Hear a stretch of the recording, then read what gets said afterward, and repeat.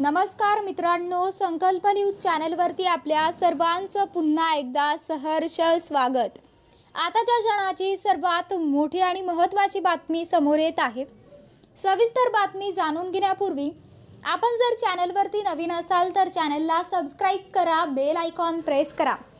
महाराष्ट्राच्या विधानसभा निवडणुकांआधी भारत राष्ट्र समिती पक्षाचे अध्यक्ष आणि तेलंगणाचे माजी मुख्यमंत्री के चंद्रशेखर राव यांना मोठा धक्का बसला आहे। महाराष्ट्रातील प्रदेश बीआरएस पक्ष आता शरद पवार गटात विलीन होऊ शकतो अशी माहिती सूत्रांनी दिली आहे। राज्यातील बीआरएसचे अधिकारी येत्या 6 तारखेला पुण्यात शरद पवार यांच्या उपस्थितीत शरद पवार गटात प्रवेश करतील असं सूत्रांचं म्हणणं आहे।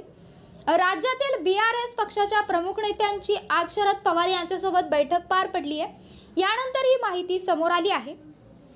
दरम्यान लोकसभा निवडणुकीच्या आधी भारत राष्ट्र समिती पक्ष महाराष्ट्रात दाखल झाला होता। त्यावेळी के चंद्रशेखर राव यांनी स्वतः नागपूरमध्ये येऊन स्वतःच्या पक्षाच्या कार्यालयाचे उद्घाटन केले होते। त्यावेळी चंद्रशेखर राव म्हणाले होते की बीआरएस पक्षाचा उद्देश देशात उच्च दर्जाच्या बदलांची गरज आहे।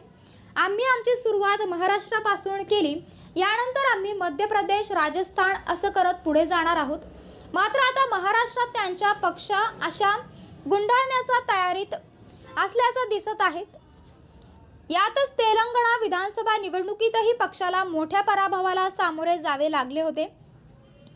तेलंगणा विधानसभा निवडणुकीत काँग्रेसने मोठा विजय मिळवत सत्ता स्थापन केली। यानंतरच बीआरएसची तेलंगणा पिछेहाट होत असताना आता महाराष्ट्रातही पक्ष हद्दपार होण्याच्या दिशेने पुढे वाढत असल्याचं चित्र आहे। तर मित्रांनो, आपल्याला काय वाटतंय? आपली प्रतिक्रिया आम्हाला कमेंट बॉक्सच्या माध्यमातून नक्कीच कळवा आणि चॅनलला आणखीनही सबस्क्राइब केलं नसेल तर चॅनलला सबस्क्राइब करा, बेल आयकॉन प्रेस करा, जेणेकरून असेच नवनवीन व्हिडिओ व चालू राजकीय घडामोडी सर्वप्रथम आपल्याला या चॅनलवरती बघायला मिळतील। भेटूयात पुढच्या व्हिडिओस, तोपर्यंत धन्यवाद। जय महाराष्ट्र।